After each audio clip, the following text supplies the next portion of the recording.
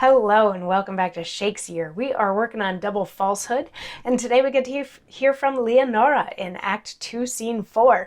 Now, Leonora is the daughter of Don Bernard, and she is in love with Julio, or at least she wants to marry Julio.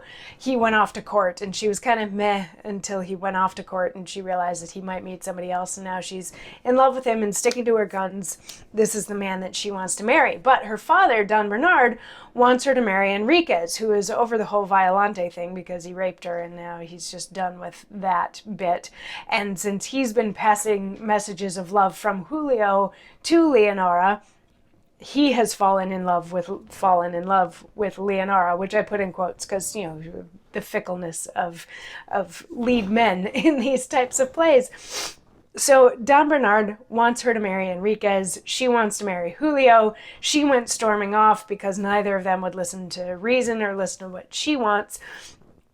And Enriquez was supposed to go after her. This Act 2, Scene 4 is a few days later, so whether or not that happened, we're not exactly sure. But at the very end of Act 2, Scene 3 yesterday, Don Bernard and Camillo also had a chat, Camillo being Julio's father, and Camillo had finally blessed Julio and Leonora getting married, but Don Bernard was like, oh no, her eye has wandered and she's not interested in him anymore. She's now interested in Enriquez because he's the son of a duke and all this sort of stuff. And Camillo's like, I'm going to go find out for myself what's going on here. So he goes off to talk to her, and Don Bernard went out after him, and that was the end of Act 2, Scene 3. So Act 2, Scene 4 is a few days later, and we're hanging out with Leonora, who's like in her room, and she kicks off the scene by saying, how tediously I've waited at the window, yet know not one that passes. Should I trust my letter to a stranger, whom I think to bear an honest face, in which sometimes we fancy we are wondrous skillful, then I might be much deceived. This late example of base Enriquez bleeding in me now from each good aspect takes away my trust. For his face seemed to promise truth and honor, but since nature's gifts and noblest forms deceive, be happy you that want 'em. Here comes one. I've seen him, though I know him not. He has an honest face, too. That's no matter. Sir? So she's looking out her window. She needs somebody to deliver a letter for her, and she's looking out the window to try to see if she recognizes anybody that goes by, and she's not recognizing anyone. And so she's starting to think, should I just give it to somebody that looks trustworthy?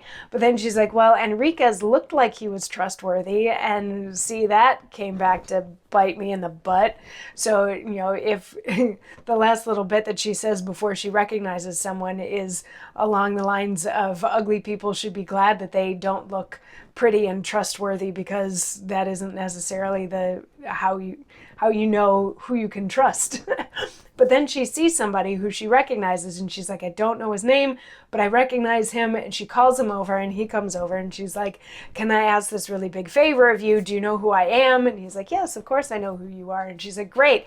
Can you take this letter to Julio for me? And he's like, yeah, I'll do that. And her father starts calling to her from the other room. She's like, you have to go, and you have to go now. And please keep all of this a secret, but please take my letter to Julio, and here's some money, and go do it. So he goes to do that, and she goes off to talk to her father, who's been calling for her, and that's Act 2, Scene 4.